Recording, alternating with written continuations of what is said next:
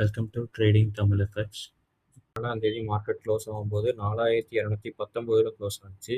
ஆனால் நம்மளுக்கு போன வாரம் திங்கட்கிழமை மார்க்கெட்டை ஓப்பன் ஆகும்போது 4269 ஒரு மேசிவ் பை ப்ரொஜெக்ஷனில் இருந்துச்சு மார்க்கெட். ஏன்னா மார்க்கெட் ஏன் பையிங்கில் இருந்துச்சுன்னா, நம்மளுக்கு ஈரான் யூஎஸோட வார் பீஸ் ட்ரெடி சைன் பண்ணுன்னு ட்ரம்ப் சொன்னதுனால நம்மளுக்கு மார்க்கெட் ஒரு பையிங் ட்ரெண்டில் இருந்துச்சு. அப்புறம் எப்படி நம்மளுக்கு மார்க்கெட் செல் ட்ரெண்டாக ஆணுச்சு இந்த இடத்துல 17ஆம் தேதி நைட்டு 11:30க்கு. ஏன்னா நம்மளுக்கு எஃப்எம்சி நியூஸ் வந்துச்சு. எஃப்எம்சியில் நியூட்ரலாக தான் இருந்துச்சு. ஏன்னா பழைய ரேட் கட் எவ்வளோ இருந்துச்சு, பழைய இன்ட்ரெஸ்ட் ரேட் எவ்வளோ இருந்துச்சுன்னா 3.75 இருந்துச்சு.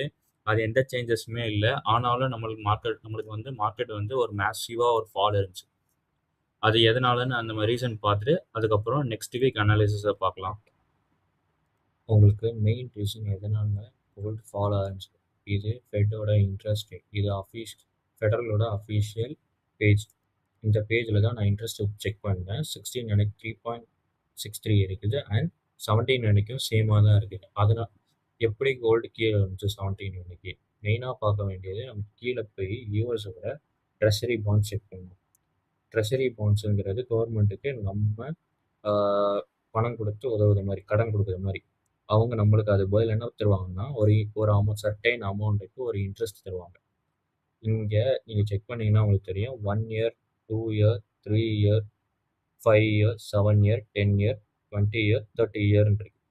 இந்த எல்லா இயர்லேயுமே உங்களுக்கு செக் பண்ணிங்கன்னா ஆவரேஜாக நீங்கள் 15லேருந்து 16க்கும் உங்களுக்கு அமௌண்ட் எதுவுமே ஸ்லைட்டாக தான் சேஞ்ச் ஆகிருக்கும்.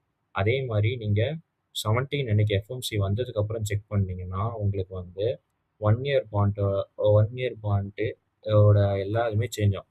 4.05லேருந்து 4.20 ஏறி இருக்கு. அதுக்கப்புறம் 4.08லேருந்து 4.23 எல்லாமே ஸ்லைட்டாக சேஞ்ச் ஆகிருக்கு. எவ்வளோ ஸ்லைட்னா 0.03%லேருந்து 0.15% வரைக்கும் பாண்ட்ஸில் எல்லா பாண்ட்ஸ்லையுமே ஸ்லைட்டாக சேஞ்ச் ஆகிருக்கு.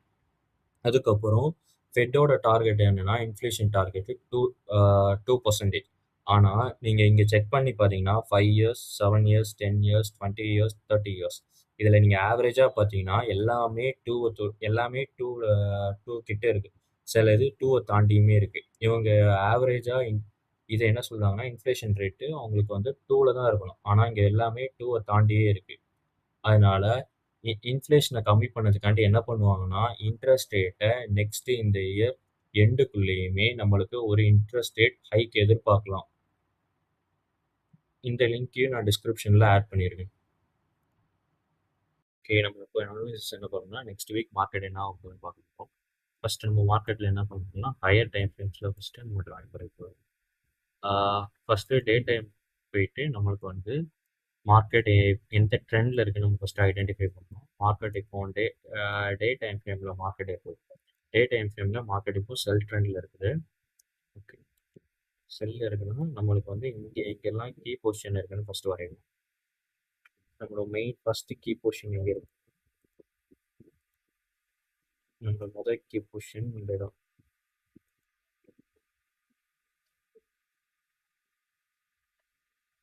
மெயின் கீ பொசிஷன் இந்த ஏரியாவில் இருக்குது. அங்கேருந்து இன்க்வரி பார்க்கணும். இந்த ஏரியா வரைக்கும் ஃபஸ்ட் நம்மளோட ஃபஸ்ட்டு சப்போர்ட் ஜோன்.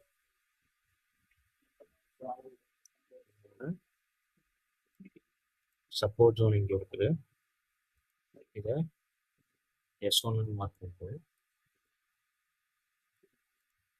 ஓகே, இது ஃபஸ்ட்டு சப்போர்ட் ஜோன். அண்ட் வந்து நம்மளோட செகண்ட் சப்போர்ட் ஜோன் வந்து டே டைம் ஃப்ரேமில் எங்கே இருக்குன்னா, நெக்ஸ்ட்டு சப்போர்ட் ஜோன் நம்மளுக்கு இந்த ஏரியாவில் இருக்குது.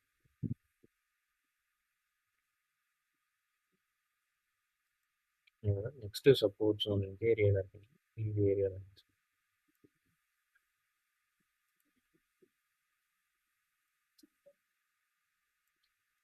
ஏன் இந்த ஏரியாவில் வருது எக்ஸ்பிளைன் பண்ணலாம். இது வந்து S2 மார்க் பண்ணுறேன்.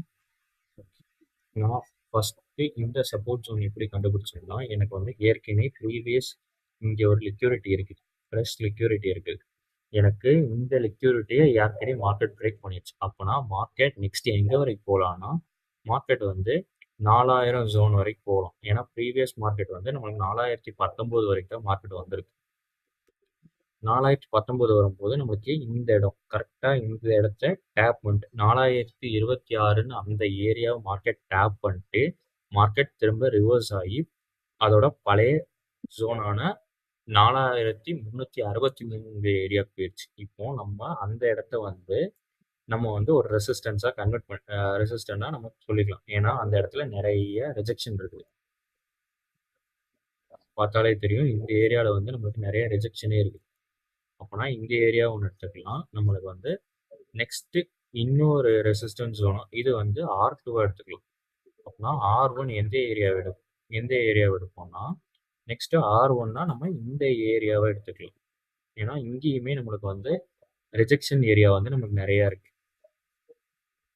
இந்த ஏரியாவை வந்து நம்ம R1 எடுத்துக்கிறோம். இந்த ஏரியாவை வந்து R1 எடுத்துக்கிறோம். இந்த ஏரியாவுனா கரெக்டா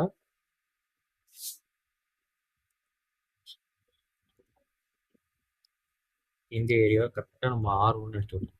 இந்த ஏரியா வந்து நமக்கு R1 எப்படின்னா 4210 அந்த ஏரியால இருந்து நம்ம மேலே வரைக்கும் எடுத்துக்கிறோம். மேலேன்னா ரொம்ப இல்லை, நம்ம ஸ்லைட்டாகவே கவுண்ட் பண்ணிக்கலாம். நம்மளுக்கு இது வரைக்கும் எடுத்துக்கலாம். R1 ரெசிஸ்டன்ஸ் ஏரியாண்டு இதை வந்து நம்ம R1 எடுத்துக்கலாம். R1 அண்ட் இதை வந்து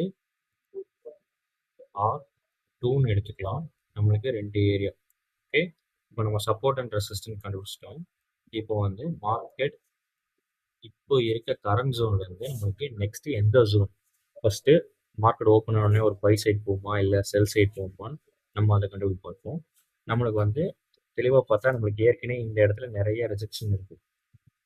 4171 ஏன்னா நிறைய இங்கே டேப் இருக்கு. அந்த டேப்புக்காண்டி நான் என்ன பண்ணேன்னா ஒரு ஹரிசாண்டல் லைன் எடுத்து நான் இந்த இடத்துல ஒரு ட்ரேஸ் மட்டும் பண்ணிக்கிட்டேன். நெக்ஸ்ட் அந்த இடத்துல எத்தனை டேப் இருக்குன்னு லோயர் டைம் ஃப்ரேம் போய் நான் செக் பண்ணதுக்காண்டி அதுக்கப்புறம் நான் வந்து இந்த ஏரியாவுமே 4126 நான் இந்த ஏரியாவுமே ஒரு ட்ரேஸ் பண்ணிட்டு ஏன்னா இந்த 2 ஏரியாவில் மார்க்கெட் எத்தனை தடவை டேப் ஆயிருக்கு நம்ம லோயர் டைம் ஃப்ரேமில் 4 ஹவர்ஸ் 1 ஹவர்ஸ்லாம் செக் பண்ணுவோம். செக் பண்ணால் நம்மளுக்கு அங்கே ஒரு ஐடியா கிடைக்கும். அதுக்கப்புறம் மார்க்கெட் எப்படி ஓப்பன் ஆகும் நமக்கு தெரியும். இப்போ 4 ஹவர் டைம் ஃப்ரேமில் நம்ம செக் பண்ணுவோம்.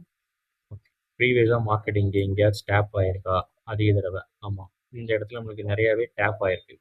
ஒன்று இந்த இடத்துல இருந்து ரிஜெக்ட் ஆகி மார்க்கெட் கீழே போயிருக்கு ஏற்கனவே.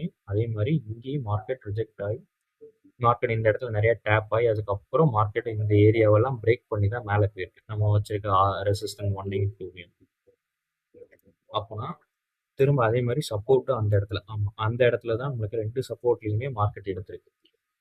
S2லையும் கரெக்டாக அந்த சப்போர்ட்டை பிரேக் பண்ணாமல் மார்க்கெட் அங்கேருந்து திரும்ப மேலே போயிருக்கு. R1க்கு திரும்ப S1னையும் பிரேக் பண்ணி பழசு.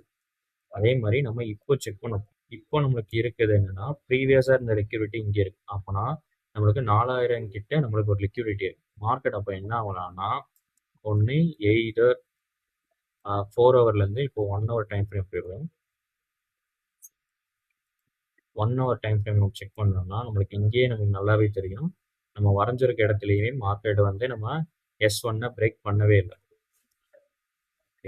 நம்ம S1 மார்க்கெட் வந்து பிரேக் பண்ணவே இல்லை.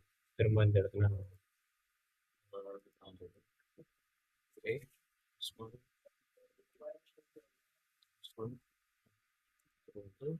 ஐடென்டிஃபை பண்ணிட்டு R1 இருக்கு. இந்த இடத்துல தெளிவாக பார்த்தா போதும். நம்மளுக்கு வந்து நம்ம சப்போர்ட் ஜோனை ஃபர்ஸ்ட் டேப் பண்ணிட்டு தான் இந்த இடத்துலையுமே மார்க்கெட் ரிவர்ஸ் ஆகும். அப்படின்னா நம்மளுக்கு வந்து ரெசிஸ்டன்ஸ் ஜோன் ஆரையுமே அங்கே டச் பண்ணிட்டு மார்க்கெட் ஒரு தடவை ரிவர்ஸ் ஆகும். ஒன்ஸ் பிரேக் ஆனால் தான் R2க்கே போயிருக்கு. அப்படின்னா நம்ம வந்து இங்கே தெளிவாக பார்த்தாலே தெரியுது மார்க்கெட் இந்த ஏரியாக்குள்ள தான் சுற்றுது. அப்படின்னா நம்மளுக்கு வந்து இந்த ஏரியா வந்து நம்ம கன்சாலிடேட் ஜோனா நம்ம எடுத்துக்கலாம். எந்த ஏரியானா இந்த இதுல இருந்து நம்ம இந்த ஏரியா வரைக்கும் நம்ம கன்சாலிடேட் ஜோனை எடுத்துக்கலாம்.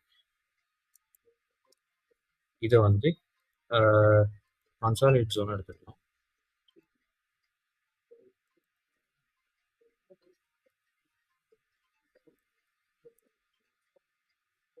இதை கன்சாலிடேட் ஜோன் எடுத்துக்கலாம். இதை வந்து நம்ம கன்சாலிடேட் ஜோனை எடுத்துட்டு இப்போ வந்து மார்க்கெட் எங்கே போகலான்னு நம்ம வந்து செக் பண்ணிடுவோம். மார்க்கெட் இங்கே இருந்து அப்படின்னா மார்க்கெட் இந்த ஏரியாவிலேருந்து ஃபஸ்ட்டு இந்த ஏரியாவிலேருந்து மார்க்கெட் பிரேக் ஆனிச்சுன்னா என்ன ஆகும், அதை வந்து நம்ம இங்கே வருது மார்க்கெட் பை இங்கேருந்து மார்க்கெட் டேப் ஆனிச்சுன்னா ஃபஸ்ட்டு இந்த ஏரியாவை விட்டு மார்க்கெட் பிரேக் ஆனிச்சுன்னா 4172 இந்த ஏரியாவை மார்க்கெட் பிரேக் பண்ணிச்சுன்னா ஃபஸ்ட்டு என்ன ஆகும்னா மார்க்கெட் இங்கேருந்து R1 இந்த ஜோனை பிரேக் பண்ணி 4000 இந்த ஜோனை பிரேக் பண்ணி நம்மளுக்கு வந்து இந்த ஏரியா 4275 இந்த ஜோன் கிட்ட போயிட்டு திரும்ப மார்க்கெட் வந்து ரிவர்ஸ் ஆகலாம்.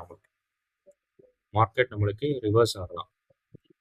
ரிவர்ஸ் ஆகி நம்மளுக்கு S1 கிட்ட போகலாம். அப்படி இல்லாட்டி ரெண்டாவது ப்ராபபிலிட்டி என்னன்னா நம்மளுக்கு டைரக்டா இப்போ இருக்கிற ஏரியால இருந்தே டைரக்டா மார்க்கெட் 4122 இதை பிரேக் பண்ணி நம்மளுக்கு S1 ஃபர்ஸ்ட் டேப் பண்ணி திரும்ப சேம் பொசிஷன் வந்து இங்க இருந்து மார்க்கெட் வந்து ரிவர்ஸ் ஆகலாம். ரிவர்ஸ் ஆகி S1ஐயும் பிரேக் பண்ணலாம்.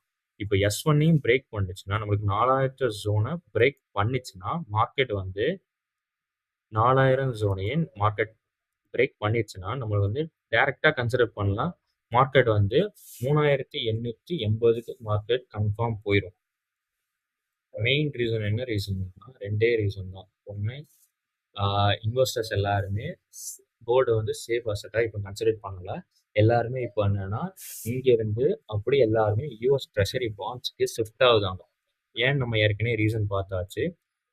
யூஎஸ் பாண்ட்ஸோட ட்ரெஷரி எல்லாமே ரேட் வந்து இன்ட்ரெஸ்ட் ரேட் எல்லாமே ஸ்லைட்டாக இன்க்ரீஸ் ஆகிருக்கு. நான் அதையுமே முன்னாடி எக்ஸ்பிளைன் பண்ணியிருக்கேன். எதனால் சேஞ்ச் ஆயிருக்குன்னா நம்ம வந்து இதை செக் பண்ணுறதுக்கு நம்ம வந்து கோல்டு வந்து இன்டர்லிங்க் வித் டாலர் தான். அப்படின்னா நம்ம டிஒய்எக்ஸை இப்போ செக் பண்ணி பார்க்கலாம். டிஒய்எக்ஸ் இப்போ இன்ட்ரெஸ்ட் ரேட் வரும்போது மார்க்கெட் எப்படி அங்கே சேஞ்ச் ஆகிருக்குன்னு பார்க்கலாம். எஃப்ஓஎம்சி நியூஸ்க்கு அப்புறம். ஓகே, எஃப்ஓஎம்சி நியூஸ் நம்மளுக்கு எப்போ வந்துச்சு? 17ஆம் தேதி வந்துச்சு. 17ஆம் தேதி நைட்டு 11:30 வந்துச்சு. எஃப்ஓஎம்சி நியூஸ் வந்ததுக்கப்புறம் மார்க்கெட் எங்கே இருக்குது? மார்க்கெட் கீழே 99,623 மார்க்கெட் வந்து ஸ்லைட்டாக சேஞ்ச் ஆகி அதோட பீக்குக்கு போயிருக்கு. இப்போ நம்ம இங்கே டே டைம் ஃப்ரேம் வச்சு 4 hour டைம் ஃப்ரேமில் பார்ப்போம் மார்க்கெட் இப்போ எந்த ஜோனில் இருக்குன்ட்டு. ஓகே, மார்க்கெட் இங்கே வந்து நம்மளுக்கு தெளிவாகவே தெரியுது. மார்க்கெட் 4 hour டைம் ஃப்ரேம்லேயே ஒரு புல்லிஷ் ஜோனில் தான் இருக்குது. நம்ம இங்கே அப்படின்னா டே டைம் ஃப்ரேம்லேயும் செக் பண்ணிடுவோம் இன்னொரு தடவை. ஓகே, மார்க்கெட் கரெக்டாக இங்கே இருக்க லிக்விடிட்டி கிட்ட போயிருக்குது. மார்க்கெட் கிராப் ஆகிட்டு கீழே கூட வரலாம். அப்படின்னா நம்மளுக்கு வந்து நம்மளுக்கு வந்து மண்டே மார்னிங் ஓப்பன் ஆகும்போது எய்தர் பை சைடும் போகலாம் இல்லை செல் சைடும் போகலாம். ஆனால் கம்பல்சரி மார்க்கெட் வந்து செல்லு தான் ஆகும். எப்படி போனாலுமே மார்க்கெட் வந்து நம்மளுக்கு ப்ரீவியஸ் லிக்யூரிட்டியாக இருக்க ஏரியா என்னன்னா இந்த ஏரியா 4277 ப்ரீவியஸ் லிக்யூரிட்டி ஏரியா. அப்படி இல்லாட்டி மார்க்கெட் வந்து நமக்கு வந்து கீழேயே இந்த ஏரியா 4211 நம்மளுக்கு டேப் பண்ணிட்டு ரிவர்ஸ் ஆகும்.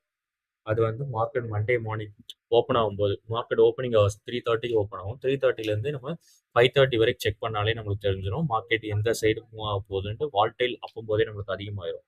நம்ம அதை வச்சு ஈஸியாக கன்சிடர் பண்ணிடலாம் மார்க்கெட் எந்த சைடு மூவ்மெண்ட் ஆகுதுன்ட்டு. இது வந்து என்னோட production. Subscribe for more trading contents and analysis videos. If you need any trading mentorship, டிஸ்கிரிப்ஷனில் எங்களோட காண்டாக்ட் இருக்குது. நீங்கள் அதை காண்டாக்ட் பண்ணி டெலகிராமோ ஒரு இன்ஸ்டாகிராமில் நீங்கள் டிஎம் பண்ணிங்கன்னா உங்களுக்கு ரிப்ளை உடனே பண்ணுவோம். பாய்.